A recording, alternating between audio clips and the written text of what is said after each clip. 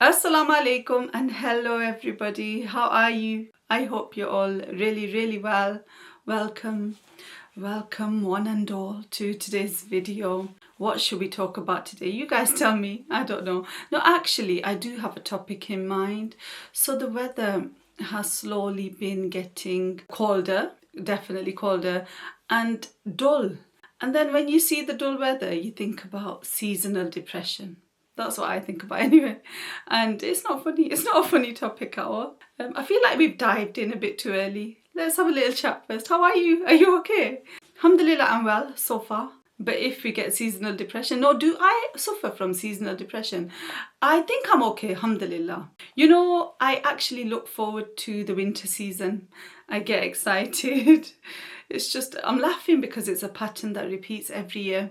I get excited that we're gonna get to be all cozy and get our gumbal or like covers out and sit on the sofa during the holidays, especially the Christmas holidays, watch loads of movies, have loads of treats and cozy drinks, and you know, it's just gonna be jolly happy days. And then that gets tiring and depressing quite quickly. So yes, I'm okay in terms of, I don't think I suffer from seasonal depression, but I think the time when I kind of switch is when just after Christmas.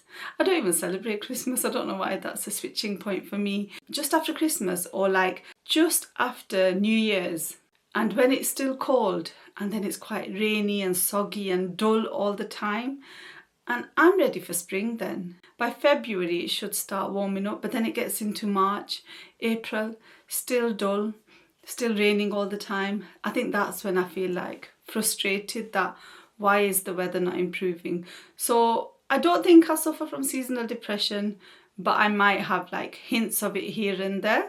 Like even though the weather's getting quite dull now, it just looks so beautiful to me outside with all the autumnal colours. If you didn't watch my autumn video, go and watch it. I was hyping up autumn quite a bit there. I kind of enjoy this time of year, even when it's raining a lot. Yeah, because it's quite a nice autumnal sunshine, that bright sunshine that you get in autumn. And then the leaves, the leaves on the trees are like brown and gold and less green. But then I think by winter, what happens, the leaves fall off and everything looks quite dry and bare, and that dullness is not great unless it snows, but it doesn't snow that heavily around these parts. So that's just my personal feelings about this season. What about you guys? How are you with the seasonal depression? Is it something that affects you? And I never knew that seasonal affective disorder exists. I didn't know it was an actual thing, but yes, let's talk about it. So seasonal depression or seasonal affective disorder, which is abbreviated to S.A.D. So I did actually look up what it means and the symptoms and stuff, because I didn't just want to ramble my own thoughts, even though I know that's all you want to hear, really, joking. So what is S.A.D or seasonal affective disorder or seasonal depression? So according to Mayo Clinic, which is a website, like health website, it is a type of depression that's related to changes in seasons. Yes, in case you didn't get where the seasonal part came from. S.A.D begins and ends around the same time every year. So if you suffer from it, you're likely to get it around the same time every year. So for most people, symptoms start in autumn, fall. Oh no, it's coming, guys. It's autumn right now, you see. I know I'm joking. I'm not making a joke out of it. If you suffer from it, it's not nice. I'm just silly, ignore me. So for most people, symptoms start in autumn, fall and continue into the winter months, draining your energy and making you feel moody. Not nice. So some of the symptoms include feeling sad or down for most of the day, nearly every day. Now that's just not nice, is it? Imagine just feeling sad most of the day, nearly every day. You'd really want that season to be over, wouldn't you? Another symptom is tiredness or low energy, feeling sluggish, losing interest in activities once enjoyed, needing to sleep a lot or just oversleeping, craving carbs or carbohydrates. Now this is something that affects me all the time, not just in winter. Overeating and weight gain. So if you suffer from seasonal depression, you might eat more like heavy carbs and then end up gaining weight. But I guess that's just part of, like, for Christmas, for example, even though I don't celebrate, but I clearly have way too much knowledge. like people eat a lot, don't they, at this time of year? I eat a lot at this time of year as well, because you've got like roasts and you've got Yorkshire puddings, you've got the heavy like potatoes and what do you call them, squash, those high in carb vegetables you have, and then you make roast potatoes and they're just so delicious. So just in case you're enjoying your roast potatoes, don't think that you've got seasonal depression. It's just that you like your food, so don't worry about it. Some other symptoms include feeling hopeless, worthless or guilty, and quite a severe symptom is having thoughts of not wanting to live. So I think that's someone who's quite severely affected by it. Imagine if you suffer from seasonal affective disorder, if you've got a lot of the symptoms, it's going to really have a negative effect on your life, isn't it? And it's quite serious. And I think you can go to the doctor and get like cognitive behavioral therapy. But I thought in this video it'd be nice to look at some ideas for helping with seasonal depression, some tips to get you through the winter months. By the way, you can get seasonal depression in spring and summer, but it's most common in winter, which kind of makes sense. In spring and summer, I don't know what kind of issues you might have with seasonal depression, but I did read that you can get anxiety or feelings of restlessness, something like that anyway. But right now we're talking about winter because we're getting into winter, aren't we? So the first tip is to get maximum exposure to natural light. I'm obsessed with natural light. What'll happen? Akil, my husband, he likes to turn the light on during the day. Like instead of opening the curtains, sometimes he'll turn the light on. And I don't know why, I just repel that. I just cannot handle, I don't know what's wrong with me. I cannot handle having the light turned on, like the light switch and the light, in case you don't know what I mean. I just can't stand having it turned on during the day. So even when it's getting quite dark, so it'd be like 4 or 5 p.m. and it's getting quite dark, or if it's a dull day and it's quite dark, I'll still have the curtains open and it's barely light. But as long as I'm enjoying that natural light, that's what's important to me. So that's just a side note. So have as much exposure to natural light as you can. So try and be awake during the daylight hours. Try and go for a walk or do something outdoors, especially during the morning where there's most natural light, and at least like 30 minutes a day. So a nice little walk in the daylight would be great. If you can't fit that in, sit next to a window while you're at work or at home, and that'll give you some exposure to natural light. The good thing is, if you're Muslim and you're praying, the prayers kind of force us to be awake during daylight hours.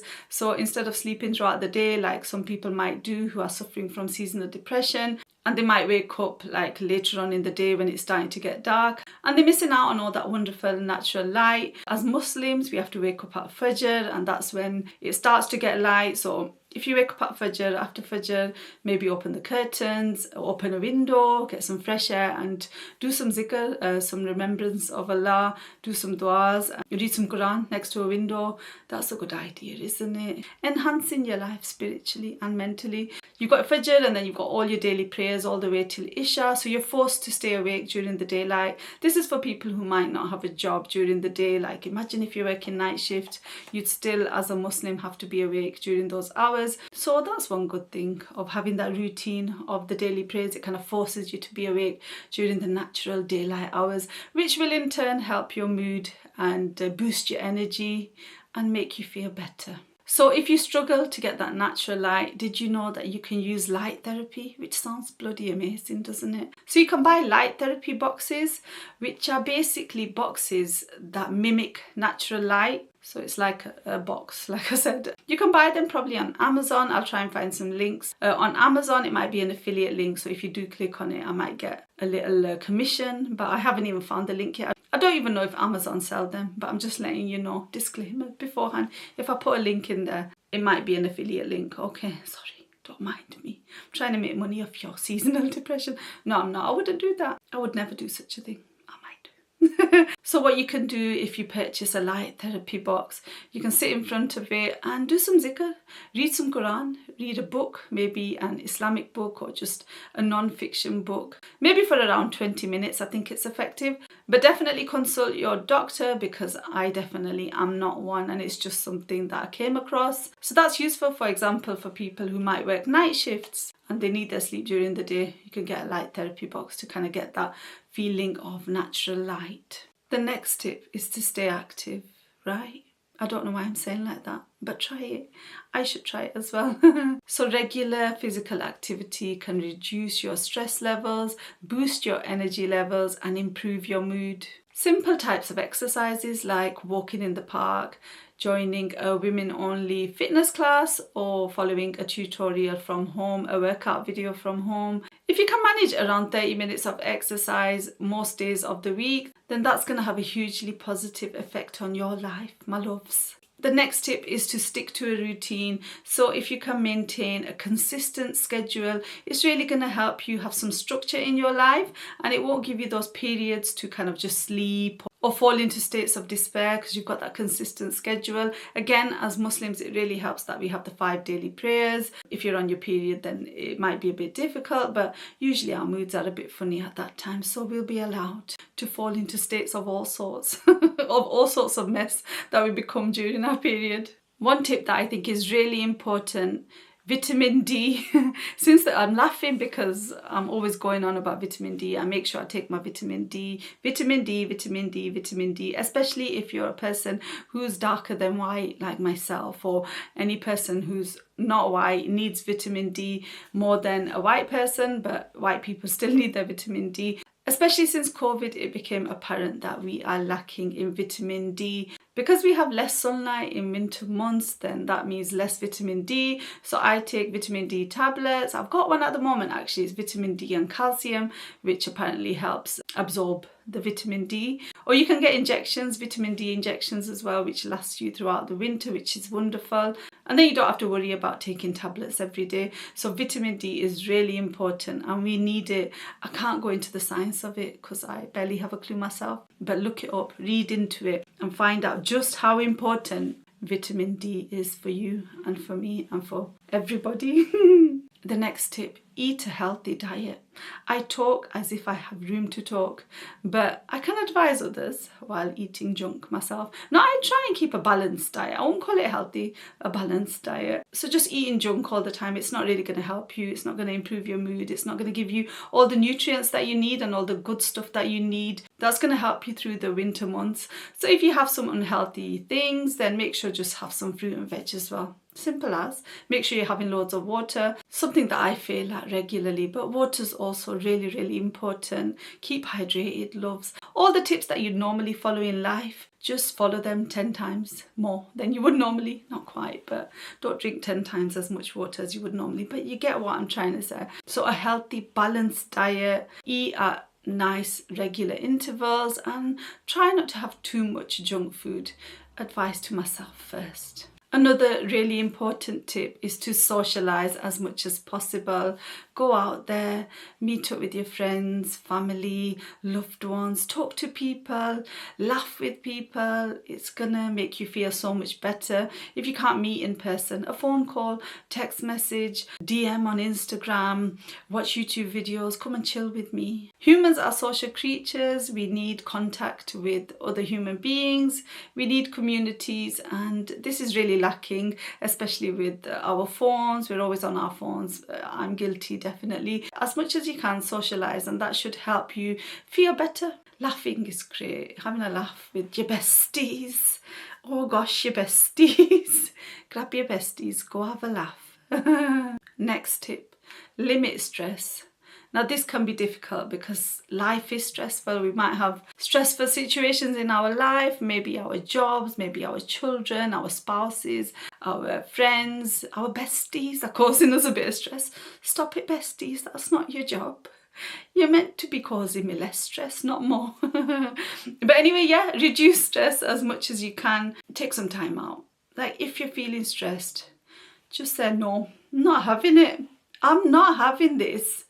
And take a step back, let someone else deal with it. In any way that you can, try and reduce your stress. Or if you can't reduce your stress, make sure you try to take as much me time as possible for when you can take that time. Like if my kids are stressing me out, I'll make sure I really enjoy the days that they're at school, or if I get an hour or two away from them, I'll really make use of that and just relax, because that's my stress-free time. Try to do that as much as possible during the season that you feel depression, because it's going to help you, and you need to relax and you need to feel good.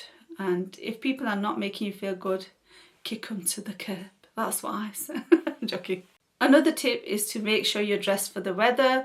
So when you go outdoors and it's raining too much, make sure you've got an appropriate raincoat. I recently bought a raincoat, but it is a bit too thin.